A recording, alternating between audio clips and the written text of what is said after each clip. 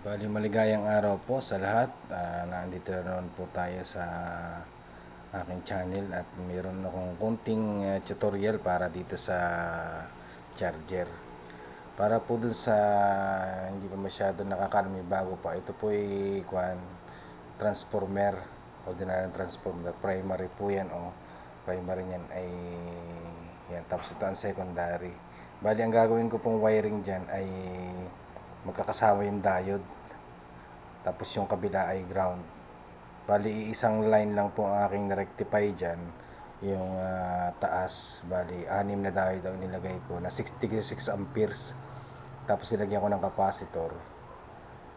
At bali ito po ay 12 volts transformer, 15 amperes po yan, kaya medyo malaki. Tapos sundan nyo po ang aking pag-wiring. Bali ito po ay 13.5 volts kapag walang capacitor at 17 volts nung nilagay ko yung capacitor, yung naging output niya.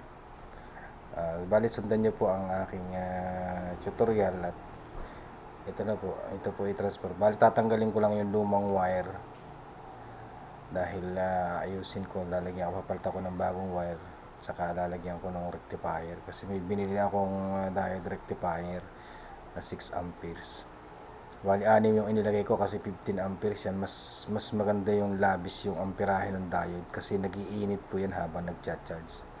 Bali wala pa pong housing yan. Nililinis ko lang dahil matagal na ho yan naka-stock, ay hindi ko ginagamit, ay gagawin kong charger. Kaya para do sa ibang mga nagagawa, baka kayo may mga amplifier na yung mga power amplifier na mayroong gantong kalaking transformer. Tapos kung halimbawa ay ilan yung original na volts niya, bali i-divide nyo lang po yun sa 220 para makuha nyo yung turns per volt. Tapos kung halimbawa ay 56 volts yung output niya sa original, ay di kakalasin nyo yun tapos i-rewind nyo. Tapos yung 56 i-divide sa 220 para makuha nyo yung turns per volt. Tapos iikot nyo yun na according to your desired voltage. Halimbawa 12 volts ay di yung transfer volt ay ita-times nyo naman sa 12 para kung ilang ikot yung lumabas, edi yun ang iikot nyo para magkaroon kayo ng 12 volts. Or kung gusto niyo naman ay 24 volts, ay di yun din po ang kukuha nyo. Yung transfer volt na nakuha nyo, ita-times nyo lang kung ilan yung gusto nyong voltahe para lumabas yung kung ilang ikot ang yung gagawin.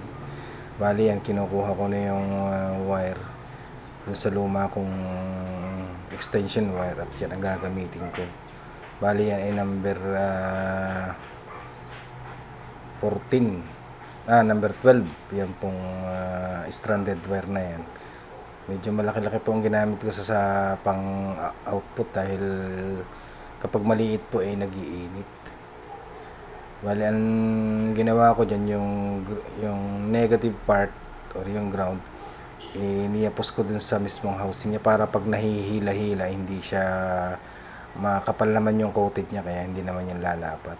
Tapos yung pinakang positive na kuwan, hindi ko isinama, hindi ko itinali. Iniyapos ko lang doon sa wire niya, tapos iniikot ko doon sa baba. At yun ang lalagayan ko ng diode. Bali 6 po yan magkakabugkos. Bali nagawa ko na yan dati, matibay naman yan pag madami.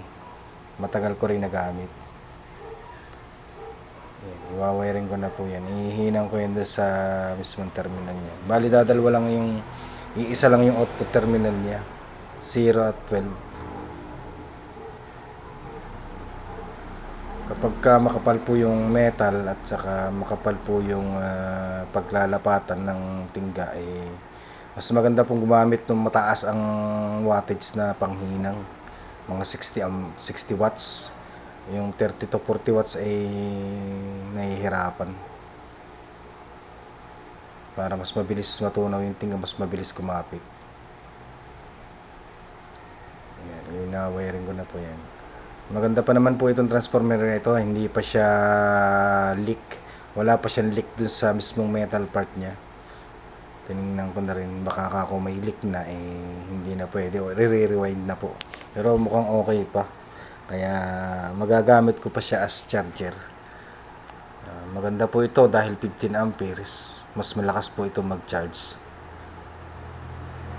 Bali, yun lang po, yung nasa diagram lang po yung susundin para makagawa yung mga naka-stock dyang mga gamit nyo na may transformer. Tingnan nyo kung gusto nyong magawa ng charger. Ito ho sa amin kasi kumikita pa itong charger dahil meron dito gumagamit ang battery. Katulad ng mga nalolobat yung mga battery na sasakyan, nagpapacharge sila. Okay din naman ho ang kita ng charger. Doon sa mga lugar na wala pa din sa aming kuryente, battery yung ginagamit nila, kaya nagpapacharge ho sila sa amin. Ito po, pag 15 amperes yung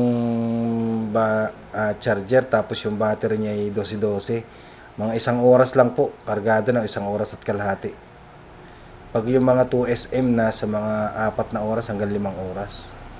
Tapos yung 3SM, mga 6 na oras po, maka-charge na niya. Malakas po ito mag-charge.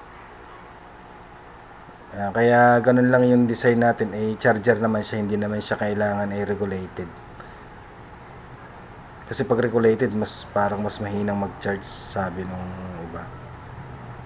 Kaya isa lang po yung ginamit ko, yung parang single wave lang yung ginamit ko.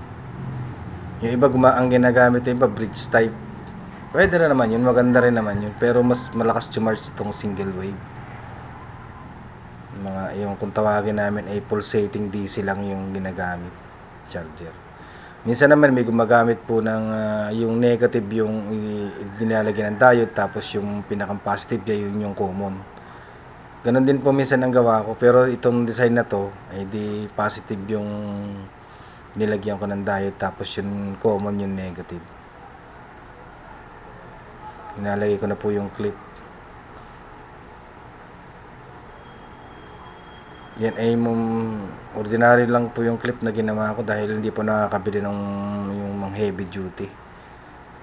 Bibili pa ako ng heavy duty. Layo kasi dito ang bilihan ng ganyang mga parts sa amin. Kaya pagka mapapunta dun, saka pa lang makakabili. Yan, bali kiniklip naman niya, kiniklip ko na lang doon sa mismong alligator yung wire. Minsan madalas dyan nagkakaproblema. Pag nag-iinit po yung alligator clip na yan, ay ibig sabihin po ay loss. Hindi masyado maganda yung pagkakadikit ng wire. Yun po ang cause niya, nag-iinit.